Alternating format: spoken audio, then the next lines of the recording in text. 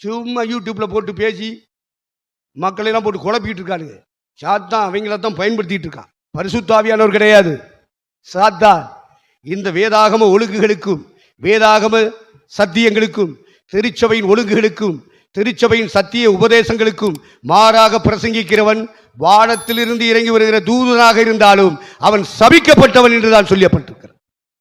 அப்ப பரிசேயர்களுடைய நீதி ஆண்டவர் சொன்னார், உங்கள் மத்தியிலே வாழ்கிற பரிசேயர்கள் தசமபாகத்தை எல்லாம் செலுத்துறான், அவனுடைய நீதியை பார்க்கல உன்னுடைய நீதி அதிகமா இருக்கணும். சில ஆளு தசமபாகத்தை கொடுத்துட்டு அப்படியே கம்முன்னு இருந்துக்குவான். அதை கொடுக்காட்ட நீ ஒரு வஞ்சகன், நீ ஒரு ஏமாற்றுக்காரன், நன்றி கெட்டவன், துரோகி, சபிக்கப்பட்டவன் என்றெல்லாம் பட்டங்களை தருகிறது பரலோகம், பூலோகம் அல்ல. நம்முடைய உழைப்பின் மூலமாய் வருகிற வருமானங்கள் ஒவ்வொன்றிலும் தசமபாகங்களை பிரித்து இறைவனுக்கு கொடுக்க வேண்டும் என்பது நியாயப்பிரமாணம் அல்ல, அது விசுவாச பிரமாணம். நீ விசுவாசி ஆனால், நீ தேவன் மேலே சரியான விசுவாசம் வைத்திருப்பாயானால், கர்த்தர் எழுதி கொடுத்த வேத சத்தியங்களின் மேல் சரியான விசுவாசம் உனக்கு இருக்குமானால் உனக்கு போதிக்க வேண்டிய அவசியம் இல்லை. நீங்கள் பெற்ற அபிஷேகமே உங்களுக்கு போதிக்கும். அது சத்தியமா இருக்கிறது, பொய்யல்ல. அதிலே நிலைத்திருங்கள். என்ன முதல்ல அவன் என்னமோ சொல்றான், அது பழைய ஏற்பாடு, அது நியாயப்பிரமாணம். கேட்கறதுக்கு நாதி இல்லை. உட்கார வச்சு வேதத்தில் இருக்கிற வசனங்கள் எல்லாம் எடுத்தெடுத்து போட்டு அலசி ஆராய்ந்து ஒரு முடிவெடுத்தா பேசுறான்.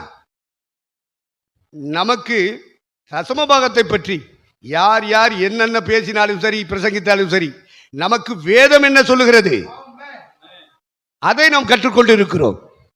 நாம கொடுக்கிறோம் கொடுக்கல, அது நமக்கும் தேவனுக்குள்ள பகுதி. ஆனா வேதம் கொடுக்கணும்னு சொல்லுதா, கர்த்தர் அதை ஆமென் போடுறாரா பரலோகத்திலிருந்து, அதை மட்டும்தான் நம்ம சிந்திக்கிறோம். நீங்கள் நானும் கொடுக்கணுங்கிறதுக்காக இங்கே சொல்லல. கொடுக்கிறதும் கொடுக்காததும் அது நமக்கும் தேவனுக்கும் உள்ள பகுதி. ஆனால் வேதம் சொல்லுகிறதா, தேவன் அதை அங்கீகரிக்கிறாரா என்கிற விஷயத்தை நம்ம வேதாகம ஆதாரத்தோடு சிந்தித்துக் கொண்டிருக்கிறோம். ரெண்டு. ஆகவே இந்த மாதிரி எல்லாம் டைலாக் பேசிட்டு இருக்கக்கூடாது. நமக்கு வருகிற வருமானங்கள் எவ்வளவோ அனைத்திலும் நாம் தசமபாகங்களை பிரித்து நாம் கொடுக்க வேண்டும். ஆகவே எங்கே செலுத்தப்பட வேண்டும்? தேவன் தெரிந்து கொண்ட ஸ்தானம், நாம் திருவிருந்தை பெற்றுக்கொள்ளுகிற இடம், அந்த இடத்தில் கொண்டு போய் கொடுக்க வேண்டும். கர்த்தர் அந்த ஒழுங்கை வைத்திருக்கிறார். அப்ப யார் இடத்துல கொடுக்க வேண்டும்?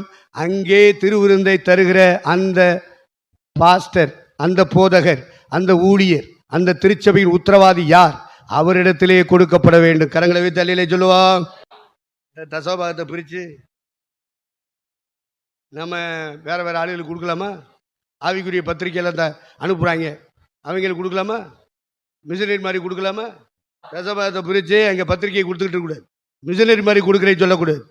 அதெல்லாம் உங்கள்கிட்ட இருக்கிற இந்த 90 ரூபா 100 ரூபா வருமானம் வந்துச்சுன்னு 90 ரூபா இருக்குத்தியா, அதில் கொடு. யார் வேண்டாம்னா அவன் எப்பயா கொடுக்கணும்? வாங்கின உடனே கொடுத்துரு. நீ வாங்கின உடனே கொண்டு போய் கொடுக்கலன்னு வச்சுக்கோ, பிசாசு பக்கத்திலே இருப்பான். இப்போ கொடுக்காத, இந்த அதுக்கு கொட்டி கொடு, இதுக்கு கொட்டி கொடு, இதுக்கு கொட்டி கொடுன்னு சொல்லிட்டு நம்மளை டைவர்ட் பண்ணிடுவான். எப்போ கொடுக்கணும்? கையில் வருமானம் வந்த உடனே கொண்டு போய் கொடுத்துரு.